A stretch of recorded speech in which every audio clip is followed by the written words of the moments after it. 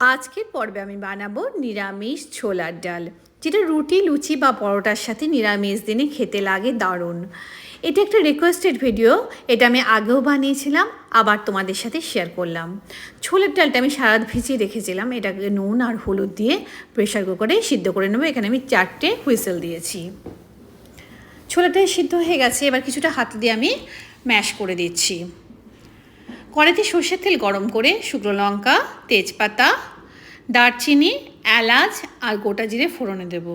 ফোড়নটা হালকা ভাজা ভাজা হয়ে গেলে এর মধ্যে দেবো হলো আদা বাটা।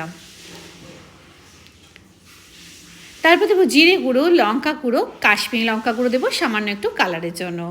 মশলা ভালো করে সাতলানো হয়ে গেলে দেবো টমেটো কুচি আর নুন।